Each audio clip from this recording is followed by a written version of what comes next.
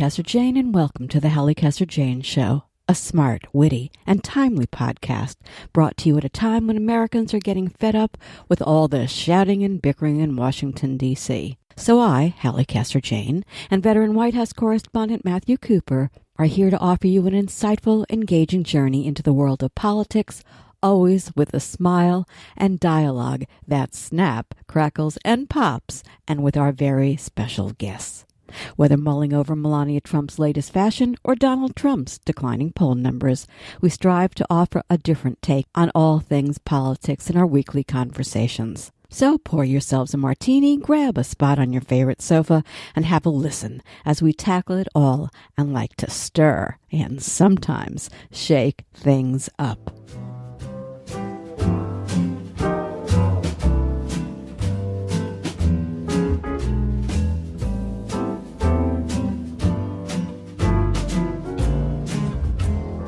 On this episode of the Halli Casser-Jayne Show, we begin with our weekly conversation and our take on this week's political news. In the second half hour, stay tuned for my interview with Ian Shapiro, the co-author of the fascinating new book, Responsible Parties, Saving Democracy from Itself. Are our political parties broken? How do we fix them? Maybe offer party leaders a Big Mac. Welcome to the Halli Casser-Jayne Show, and we're just beginning. Here we go. Matthew Cooper, welcome. Hello, darling. How are you?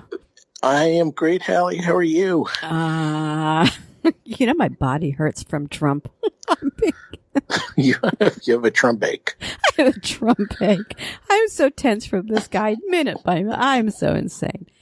I want to how many times a day are you checking Twitter? Too many. Yeah.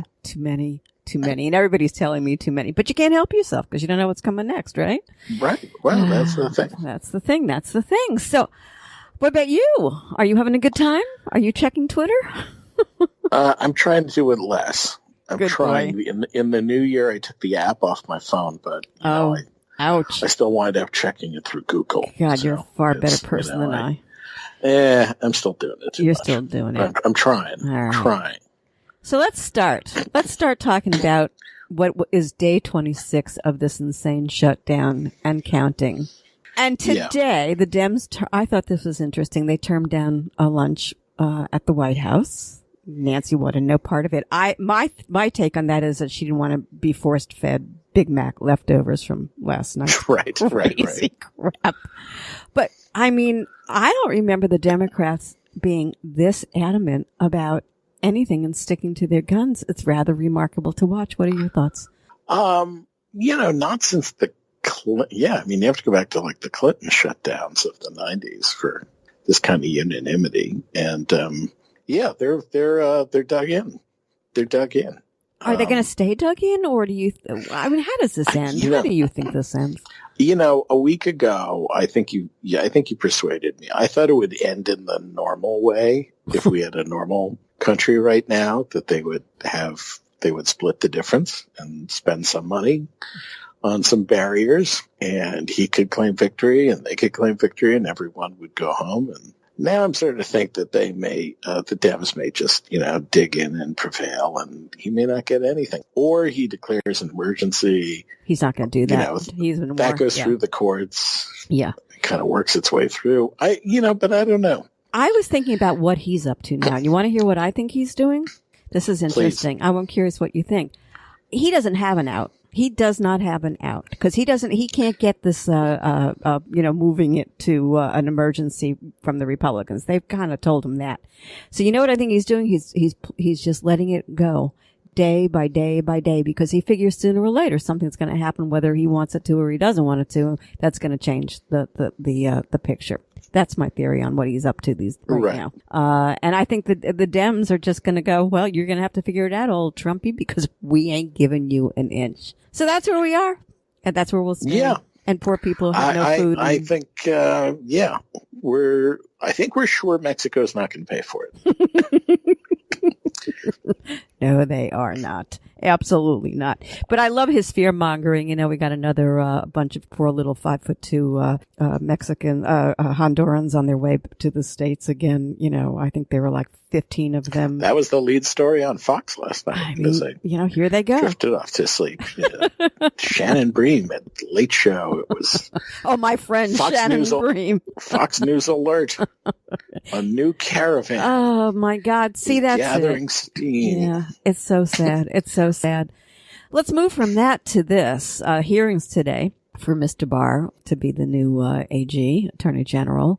I'll give you my take on Mr. Barr, and I'm going to get in trouble for this. He's clever to the point of sleazy. He's an ambulance chaser with an ambulance chaser. Let me screw up my own thing, right? With an ambulance chaser mentality in a Brooks Brothers suit, who's willing to jail reporters. It's a good thing you're not on that story that made you so famous so many years ago, because you'd be in the pokey, honey, according to this guy. Yikes. Well, okay, that's tough. Well, look, he was the attorney. You know, he was the Attorney General before. We've never quite had in another century someone who was get confirmed be Attorney General twice. Some people have been acting and Attorney General, and then they became Attorney General, like Eric Holder. So, you know, I think the big issues here are his, you know, belief in this idea of presidential power, this unitary executive theory that gives the president a lot of leeway to do what he wants, and that's obviously a big deal right now, given all the investigations into Trump. So, you know, is sleazy the right word? Yeah, I do think he is sleazy, and the reason I think he's sleazy in terms of like personal graft, I mean, that's what I consider the word sleazy to me. And I think you have how you mean it. You can be sleazy in style. You can be clever by half, and that goes almost to sleazy. You can be adept at what you do. Michael Cohen, for instance, an attorney, you know, he's probably an excellent attorney. He's kept Trump out of trouble all these years until now, when he turned him in. But there is a certain sleaze quality, and I think that you can be a Brooks Brothers sleaze, and I think that you can be I think it's delivery that makes you. And when you get to be so smooth, to me, that's almost goes to the point of sleazy. And I thought he was just so disgustingly smooth today that he made me ill. Other people might not read it that way, but do you understand what I'm saying when I use it in those terms? No, I get where you're coming from now. Yeah, and that's why I say it, and you know, that's just that's something that's entered politics. I think that's what Trump, by the way, brought to politics. That sleaze, because Washington would never have put up with that before. And here it is. See, I read it a little differently. I could have seen Mitt Romney appointing this guy as Attorney General. Yeah. President McCain could have appointed this guy Attorney General. Listen to me, in the other century. In the other century. But Trump, you know, even he said today, look, I don't owe anybody anything because this is my last job. I'm out of here. I'm really supposed to be retired. You know, he's let his politics get into it, where I think when in the last century, yeah, he was a Republican, but he was a Republican. These guys who are here now aren't, and I'm not sure that he is. I hear what you're saying. Okay. I hear what you're saying. Let me take it to a different place, and maybe you'll understand. Did you see how Lindsey Graham opened those heirings today? I did not. Okay, so it's all right. He opened it with going rogue about FBI justice are rogue cops. They're rogue. He gave. We've got agents doing whatever they want, whenever they want, and I, for one, am worried about that.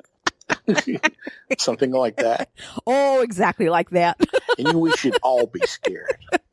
So, it was like them from walking into your house. Right. They're going to get you. You know, they're out to get you. When would ever the head of the Judicial Committee have started off quite like that? It's just, we're into like the lowest of the lowest of the lowest. I'd say you and I would have found it hard to imagine it. There you go. We would have found it hard to imagine that Republicans would be portraying the FBI as a bunch of crazy liberals. Yeah, particularly since, the liberals have always portrayed the FBI as being the exact opposite. Yeah. I mean, it's Hoover's boys. It becomes hippies. Right. They're Hoover Oh hippies. my God. I mean, it's also topsy-turvy. You wonder why my body hurts. And that makes me I just want to get to Lindsey Graham because I tweeted this week. What the hell does Trump have on Lindsey Graham? He's got to have something. That's what people say about Lindsey Graham, but I don't know. I don't think so. I think it's not that Trump has something on Bill Barr or has something on Lindsey Graham or Grassley or other people who have become extra Trumpy. You remember Extra Crispy? Yeah. It's like people have become extra Trumpy. They just get caught up in the Trump. They're so eager to spill liberal tears that they get extra Trumpy. Well, I'm gonna address this in a minute. So let's leave that there for now, and then I'm gonna address it in a different way, and let's see what you say. Okay. Another story that came out this week that I thought was interesting was the FBI probed whether Trump was working for Putin while president. Yeah, that was kind of a big deal. Yeah. You think? I Sure. mean, I probably could have even led with that in this conversation because that was that was days ago. I mean, it's already it's old news, but it's not old news. Wednesday. Yeah, right. But here's what I'm going to say. That's like the end of it. Yeah. No, this is ridiculous. Being reiterated by his, acolytes, everybody's up in arms. They're just crazy.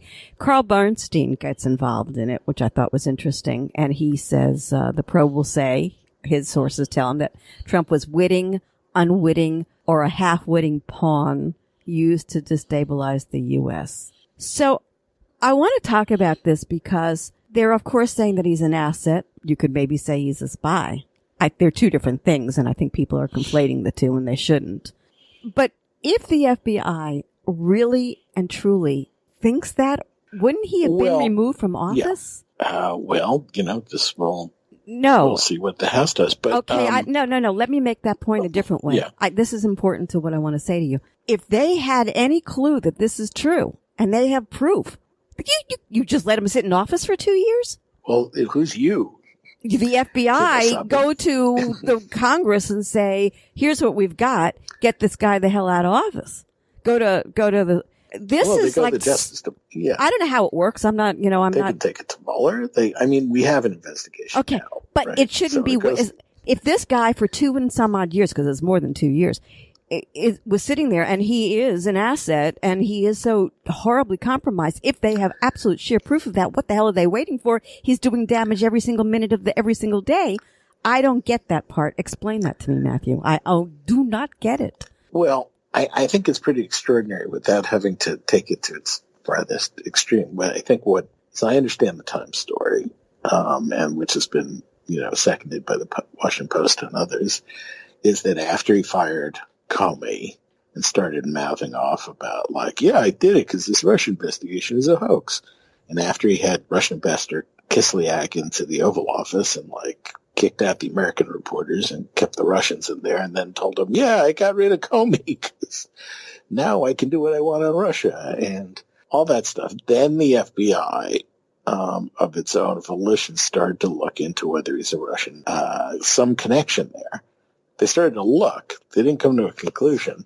They started to look, but it seems to me before they got too far into it, Comey got fired, and Comey testified, and the Mueller investigation was launched, and so Sessions recused himself. So all I'm saying is this is part and parcel of what we know already, but it's in some ways it's less earth shaking than it seemed at first, at least to me.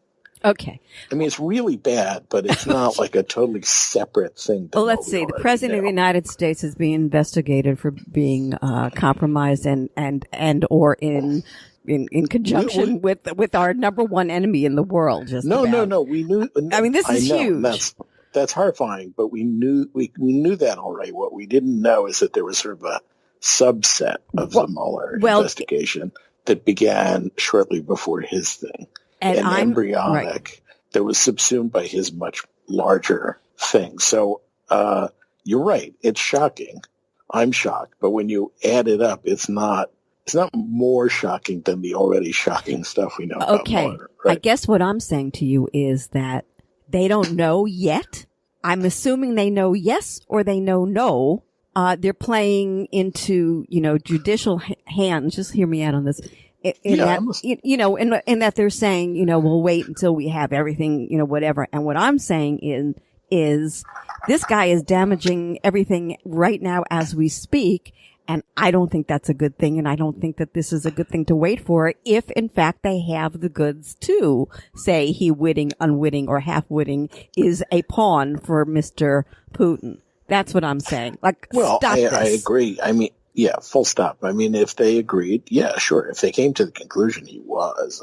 Okay, so maybe they didn't, and he isn't, and this is going to wind up in a very bad place for Democrats. My guess is they just didn't get that far, right? I mean, we're talking about a pretty tight timeline. How hard? This thing starts. How hard is this to get to? But well, look, there's a lot of smoke. I mean, I don't want you to think I'm diminishing the possibility of it. I'm just saying that it's. Okay, so let me take it here. Right. Yeah. All right, let me take it here then. So let me go back to where I started. Now, folks, if you're listening, this is my crazy brain, and I love Matt because he sticks with it and he goes along with me. Oh, no, you're not being crazy. I think, and so now here's the next thought, which is going back to what we were talking about before in terms of Lindsey Graham being compromised and maybe other Republicans. And I just want to make this point. If Putin went after Trump, because Trump was an easy mark because he owed him so much money and, yada, yada, yada. Right. Okay. Not that word's in the dictionary, although it may be yada, yada, yada. How about this? How about Putin also went after other Republicans who he's given lots of money to? Because Trump could only be as effective for him as he would have other members of Congress supporting the crazy that he was about to do for Putin. And that's why I think somebody like Lindsey and maybe a few others may be compromised too. Well, I hear what you're saying, and I wouldn't put it past, Russian intelligence to want to compromise as many top Americans as they could. But that said, I mean, how about this? Graham has been pretty tough on the Russians generally, so it's not sort of in keeping with. Was past tense. Was. Do they have dirt on everyone and they're making Ben Sass? They've got the videos of Ben Sass and I don't think James it's everybody. Langford. I think that there were specifics. And weren't there those emails that were compromised and nobody ever found out what happened to them of the Republicans from the RNC? That's out there too, and that was never really pursued. I don't know. Trump feels like particularly vulnerable to pressure for all the Steele dossier reasons and stuff. Well, sure. Money. Sure. And P-tapes and ladies. Yeah, well, I get real that. Estate. But, they could go after Lindsey for other things too. Right? It could be. How about that? Could be. That's what I know. It's why I don't vacation in Moscow the way I used to. Thanks. I needed that. I don't do it. I don't need the vulnerability. No, you don't need the vulnerability. Okay, we get it. Okay. So the other thing that Trump did, speaking of vulnerability, is he goes and he has these conversations with Mr. Putin and whatever, and, comes out of that one in Helsinki, touting the glorious, wondrous, terrific, oh my God, he's the best man in the whole wide world, Vladimir Putin murderer that he is. Ruthless killer. And then he takes the notes from the interpreters, not just in that meeting, apparently every meeting, and boom, he eats them. No, I thought in a way that was more amazing than the FBI story. Okay. I can see why. I mean, it's uncool. It's unbelievable because there's nobody there to fix it, to straighten him out, to say, no, this is inappropriate. And there's no sign that he's just a crazy paranoid who takes the notes from every translator, right? He just takes them from this translator. I mean, from every, meeting with every foreign leader. It'd be one thing if he was just clinically paranoid and he always took the transcript. Right. Right. took the notes. Yeah. But, so the Dems going to be able to get that translator before any committee? And what's the story? What do you think about that? I think that's a tougher legal. They might be on pretty good grounds on executive privilege on that, but they could go to Tillerson. I mean, I think there are ways around it. You could subpoena Tillerson. Yeah, I don't think this one should be dropped. I mean, I think this one more than anyone. No, I don't think they should. This one is there's something there. Look, there's something there. It's really bad. It's really bad. I'm going to throw something crazy out now. This is, but why things are as they were. Maggie Haberman posted on Twitter that Jared Kushner is now the de facto Trump chief of staff, not Mick Mulvaney. Can I just tell you that she's wrong? Totally wrong. Okay? Okay. You why? say that based on? Because Donald Trump is his own de facto chief of staff. I think that's right. And that's why we're in such a dangerous position right now. There is nobody to stop him at this point. Absolutely nobody. No how. No way. Although, don't you think when the inside story is written, it'll turn out there were lots of insane things he was stopped from doing. Oh, well. He wanted to, move troops to the Mexican. I mean, he did move troops to the Mexican border. Yeah, wait, what did he do? He wanted to move tanks. He wanted to move missiles. Well, yeah, I mean, so they but or he ordered us out of NATO, and then they stopped him on the way to the sit room. Well, but that may just, Syria. I mean, look at Pompeo. I mean, he is his own chief of staff. He is. But I think there's still people trying to, guide him. Guide him away from his give him his pablum, and I don't think they're succeeding. Well, now I think less and less and less. That's I think. But I think your basic point is right. There's no such thing as him delegating the operations of the place. And I understand that Chris Christie has a hell of a new book coming out and just annihilates Jared Kushner in it. Yes. I can't wait to read that. I didn't get the title. That was always, you knew that was coming because, the father. Oh, yeah. For those who don't know, Chris Christie put Jared's father in the pokey. Yes. Hello. Jared's father had the brilliant idea of setting up his brother-in-law with a hooker. Jesus, what a bunch of creeps! All right, sleaze. Can I use the word? Let's go back to sleaze. This is the sleaze edition. Yes. This is absolutely crazy. Of course. A quick mention of Mitch McConnell, who is missing in action, and he showed up today, by the way. So he must have taken a lot of time to talk to a lot of people about what role he should play in all of this, because he does have he's up for re-election, and so he's going to have a primary. He is the enabler in chief. Oh boy, history is not going to be kind to that little turtle. Don't think so. I'd say it. But, just wanted to bring him up. He is alive. We now know that he's alive, but, he's not kicking. He's just stupid. Trump foreign policy, such as it is, because it's, so he says he's going to withdraw from Syria. Then reports are, no, it would be a very slow withdrawal. And then he withdraws. Pompeo is going to let, the Saudis know, everything is, not okay. And of course he goes to the Middle East and he plays stooge. He doesn't even bring up human rights in the meetings. I mean, and then Trump's great thing is he wants to withdraw from NATO, which a lot of people were surprised about, but this is the first time he's dished NATO. Oh, no. I mean, his whole MO for 30 years has been, they're ripping us off. Yeah. It's a big giveaway. So is he paranoid? Yeah. I mean, he's not clinically paranoid in the sense that he's afraid of everything. He just has particular paranoid delusions. And one of them is that, the world, all our allies are out to fuck us. Right? I mean, that's his, Canada is trying to get us. But I think that's how he is about everybody and everything. I don't think. Yeah, I assume that is. Yeah. Absolutely. I mean, it's all projection, right? Because he's always ripping off the banks and not paying his employees and not paying his creditors and not paying the charities he's promised money to. I mean, it's all projection, right? He never pays. It's at the heart of all of it, though. And this is what's really interesting. I mean, he's really interesting because he's almost like multiple personality disorder, but there's one, let's just say he's dual personality. And one side of him is this, creep, sleazy, go out and, get the world and I'm in control and I can have anything that I want. And this other side of him is just fear personified. He just walks through his fear and he turns that out on everybody else and turns their lives into insanity. as he is the United States of America right now. But enough about him. We can we do that every week, but it comes to whatever. A little sidebar here. Governor John Kasich, no longer governor of Ohio. Right, former.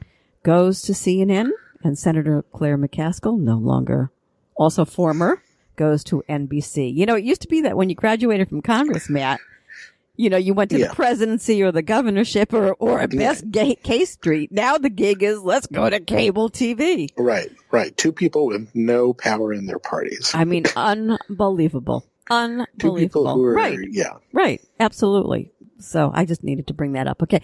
The other big thing was Steve King. Yeah. Lovely guy. Lovely man. For years has been crazy, has been a bigot, has been a racist, has been all those other things. And all of a sudden, of course, the other day, the Republicans all of a sudden, discover, the last 20 years didn't matter. This guy's got to go. He's a racist. He's a bigot. He's a this, that, and the other thing. And so that, they bring him a vote to condemn white supremacy, by the way, which he voted for today. Did you know that? He wasn't the one dissenting vote? No, he didn't dissent. He voted with. I don't know who the dissenting vote was.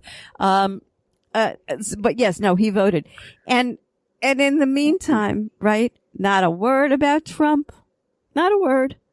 What's going on there? Why all of a sudden they turn on him?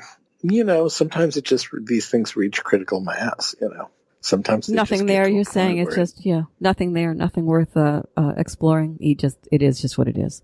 They just went after him because, or maybe they just thought they needed to have it on the record that they were going to go after at least one of their races, since there are how many?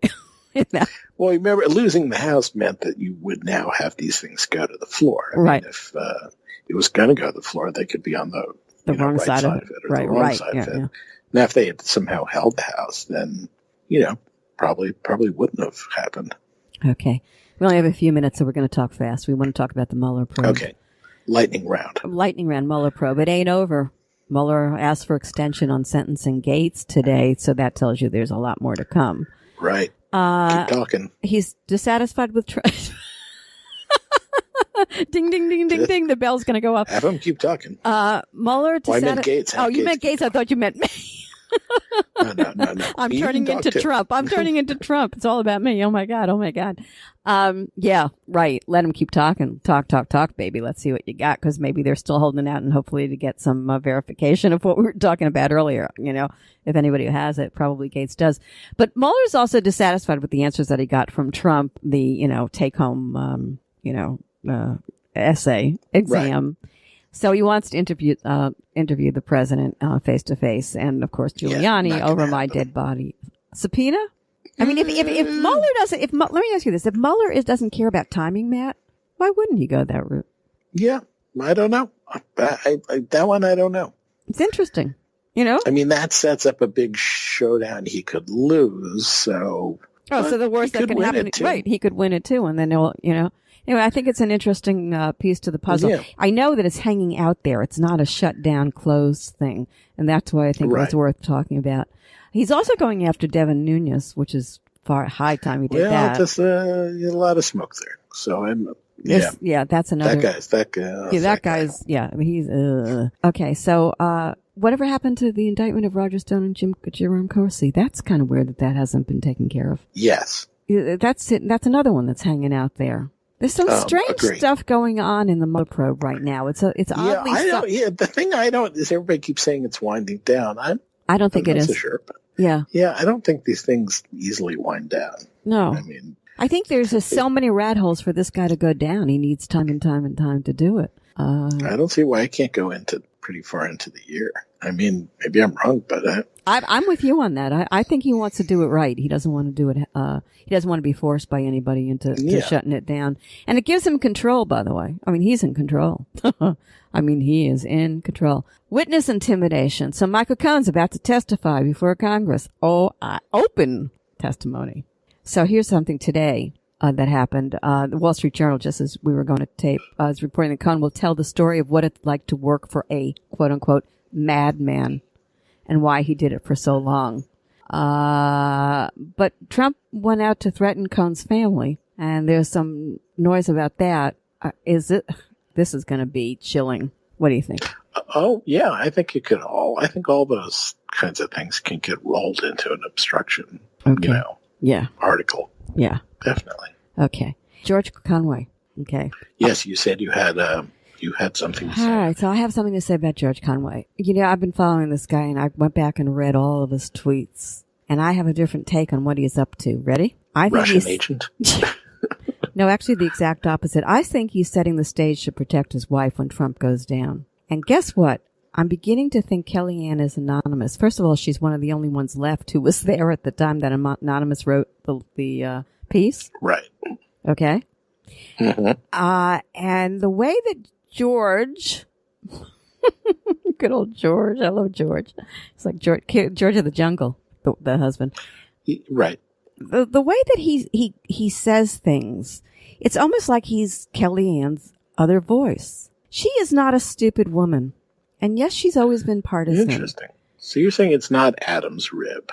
No. They're like in on this together. I think they're in on it together. But why does she look, I thought she looks worse every time he says how corrupt Trump is. Because I think at the end, what happens when he goes to save her ass, he will say, this was my way of getting out to the public and why I stuck it out. And he was my voice. But so many other voices she could have used, right? I mean, well, no more trustworthy than your own husband. Mm-hmm. Well, Mm-hmm. You know what I like to say? Could be.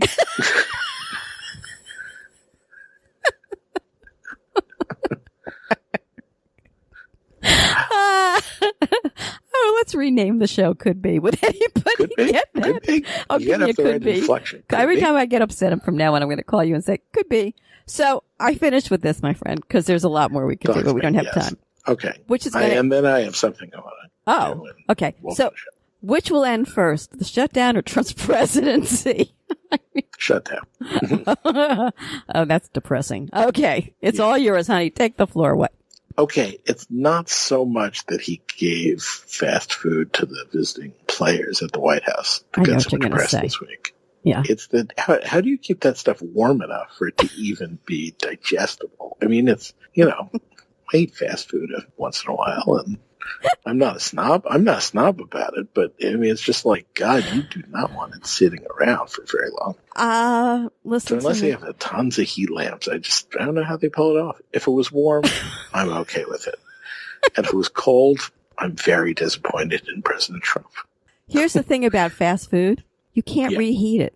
It's the one thing that doesn't reheat. Did you ever notice that? It really does not reheat well. Right. That's why I don't understand how the people with the Uber Eats going to McDonald's. I don't know. Huge business. But that's why I know why Nancy Pelosi and Chuck didn't want to go to the White House today, because they knew there were going to be leftovers. A casserole made out of the remains of that stuff. Ugh. Did you ever eat French fries from McDonald's after the next day? Like within a few hours?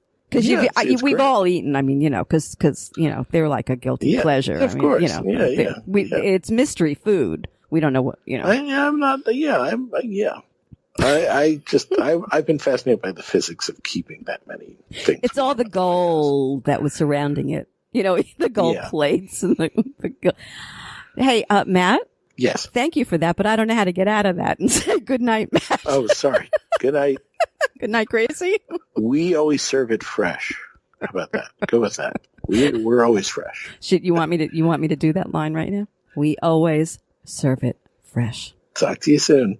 Bye. You're listening to the Halli Casser-Jayne Show. The Halli Casser-Jayne Show posts new podcasts Wednesdays, 3 p.m. Eastern at hallicasserjayne.com and is available wherever you listen to your podcasts. Be sure to find me on Google Podcasts, Spotify, Apple Podcasts, Stitcher, TuneIn, on all your favorite apps. You can find the Halli Casser-Jayne Show on your Alexa device, too. Just say, the Halli Casser-Jayne Show. Oh, and come play with me on Twitter at the Halli CJ Show.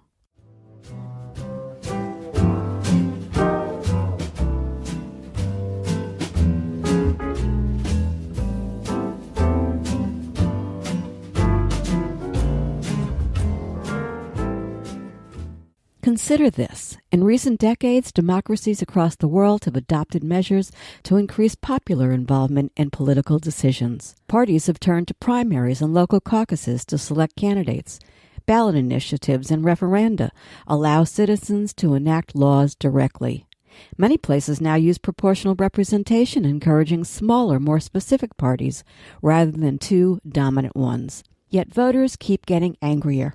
There's a steady erosion of trust in politicians, parties, and democratic institutions, culminating most recently in major populist victories in the United States, the United Kingdom, and elsewhere. So says Ian Shapiro, Sterling Professor of Political Science and Henry R. Luce Director of the Macmillan Center at Yale University, and his co-author Francis McCall Rosenbluth in their new thought-provoking book, Responsible Parties, Saving Democracy from Itself. In their book, they dissect the political system to argue that devolving power to the grassroots is not the solution. It is a part of the problem, and that efforts to decentralize political decision-making have made governments and especially political parties less effective and less able to address constituent concerns. They argue that to revive confidence in governance, we must restore power to political parties, the core institutions of representative democracy.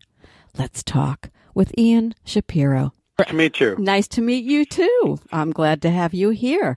In fact, the timing couldn't be more perfect. I think this is a topic that's long overdue in discussing, and one that's certainly relevant to where we are today.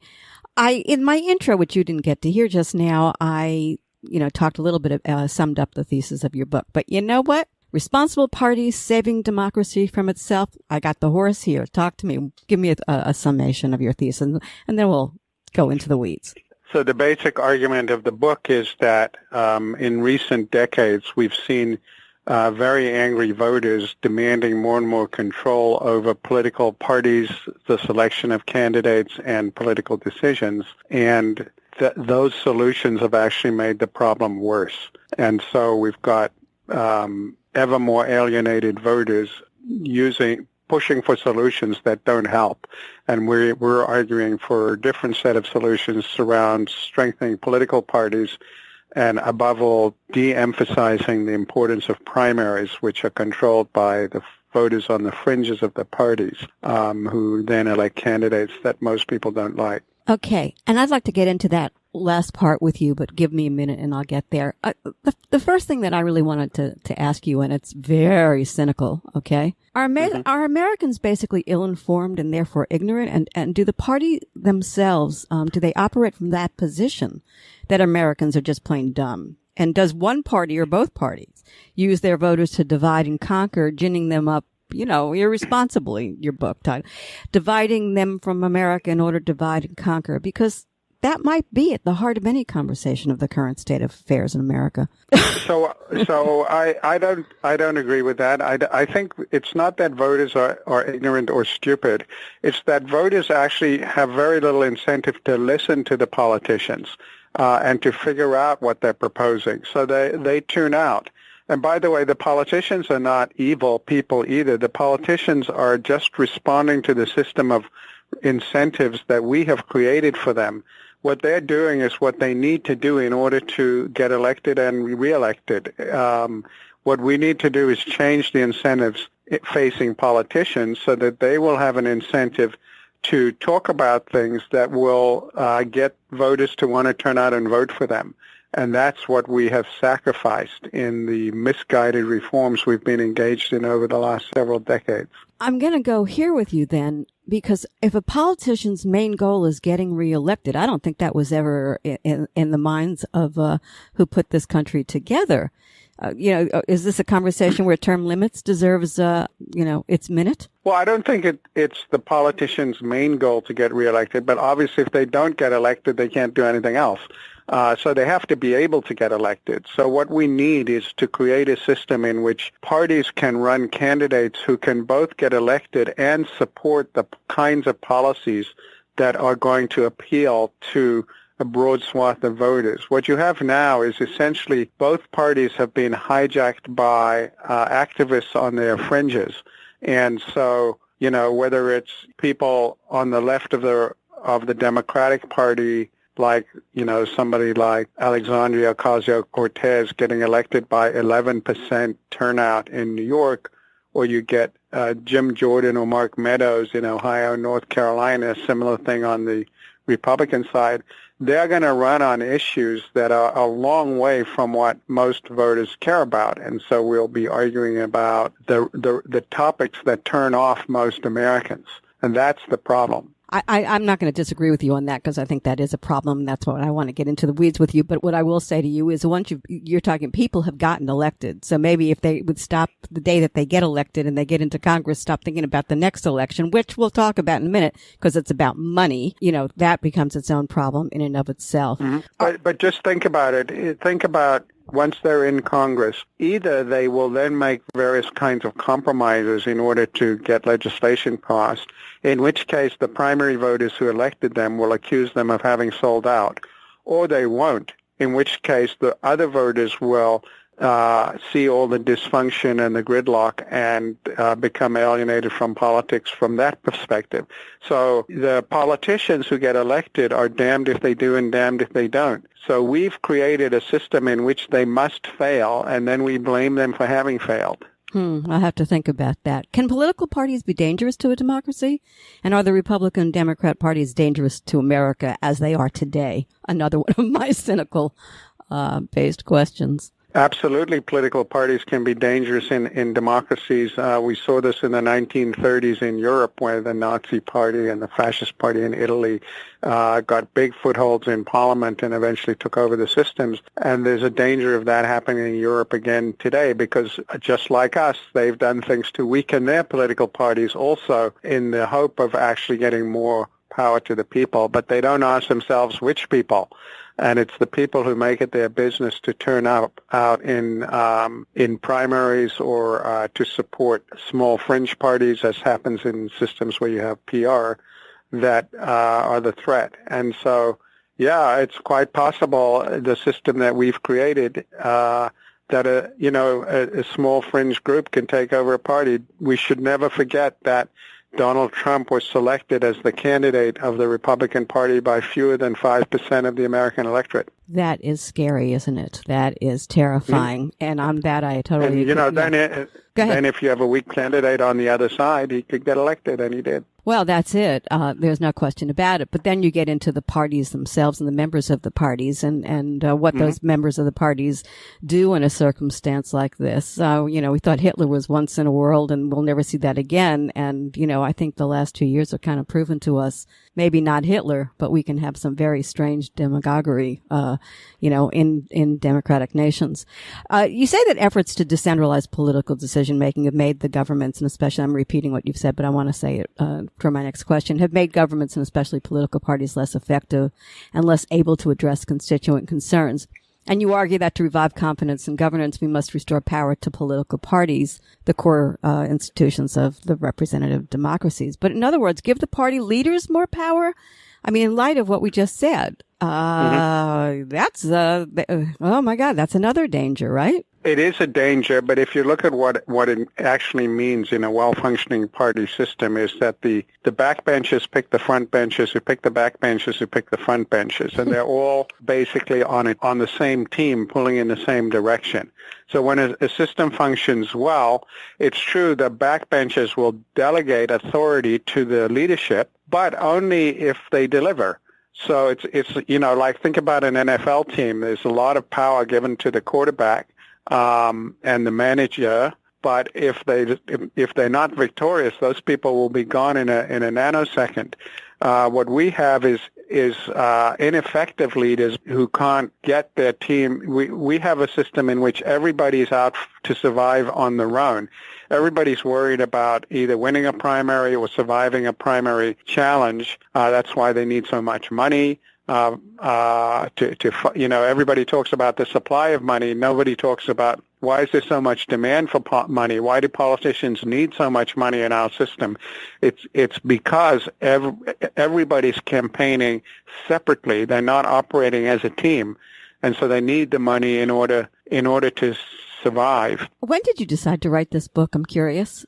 Well, we comparative political scientists, so we've been watching this going on all over Europe and Latin America and Eastern Europe long before 2016 rolled around. But when 2016 rolled around, Even a terrific system like the British system, they've messed up with these kinds of reforms. There they have, for instance, the Labour Party put in direct election of the leader rather than have the parliamentary party do it, as has traditionally been the case. And so you could get a situation where Jeremy Corbyn, who is way to the left of a typical Labour voter, never mind the typical British voter, gets elected to the leadership by the members who are sort of like U.S. primary voters. The parliamentary Labour Party votes by 172 to 40, no confidence in him.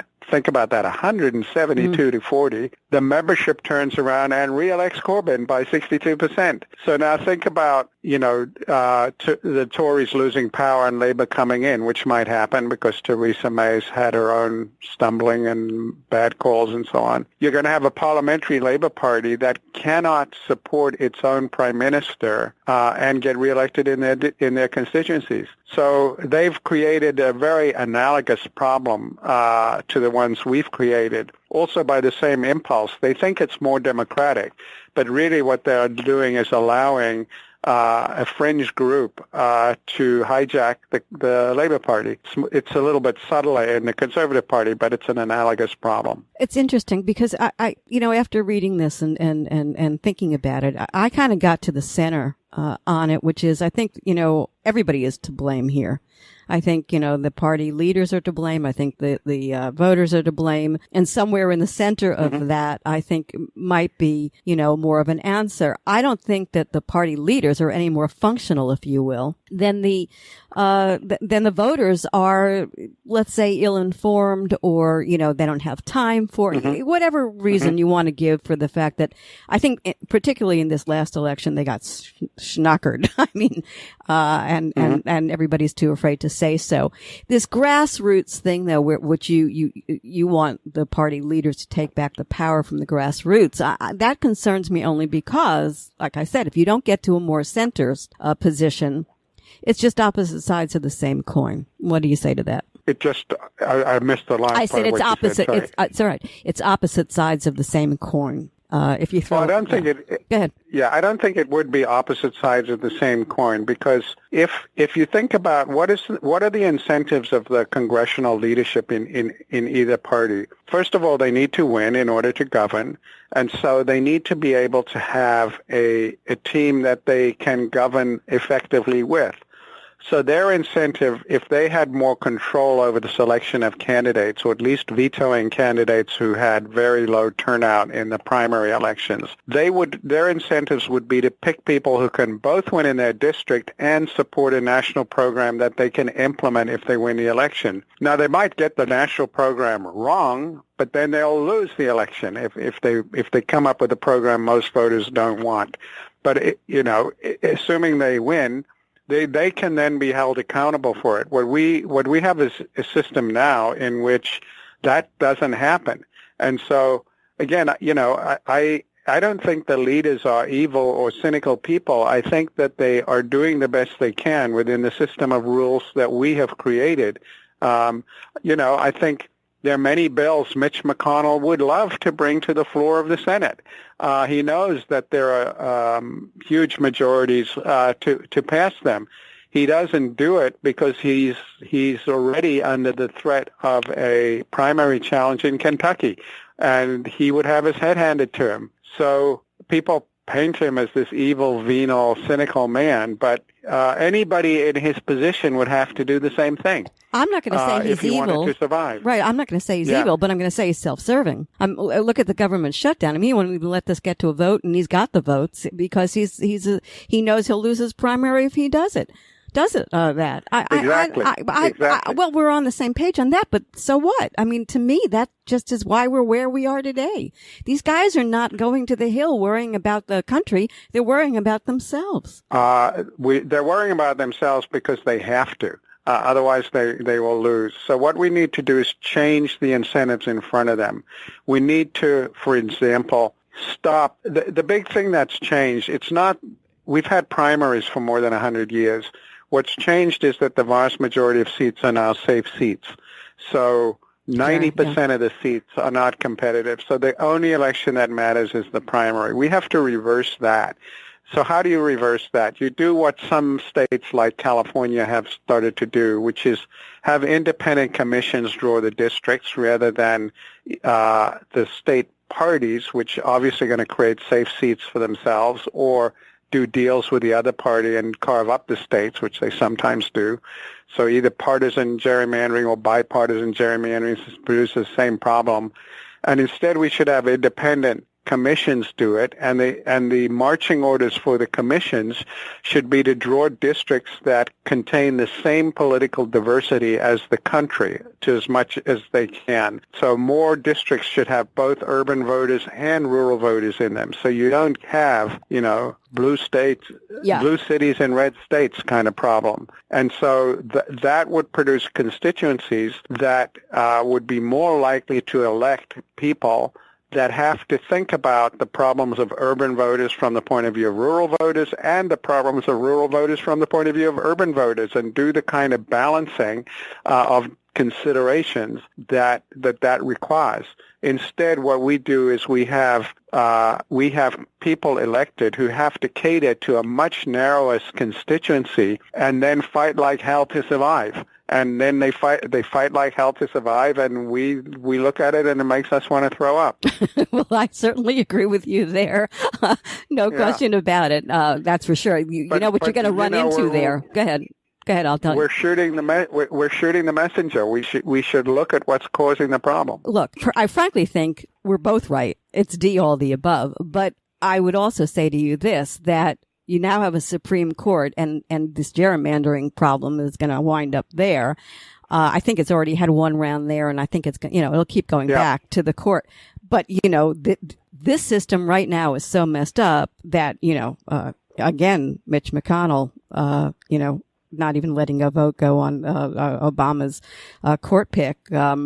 Kind of thing. Terrible. I don't know how you get out of it, because I think I'm worried that we are in so deep at this point, unless we have something so insane happen that in our lifetimes, it may not be able to be fixed. I'm curious as to what you think. The Republican Party supported Trump. Why?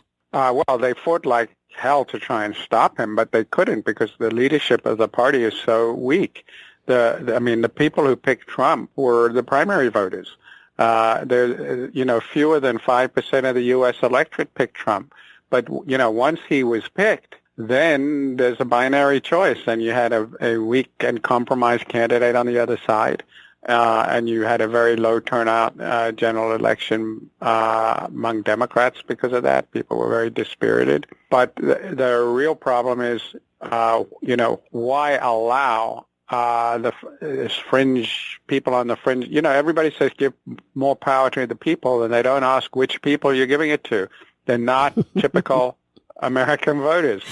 That's the real, and unless and until you address that. Now, we don't think you can abolish primaries. They're too deeply embedded in it. But there are things you could do.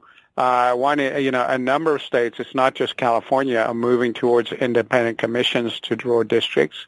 But then they need to be commissions that will draw competitive districts across the parties.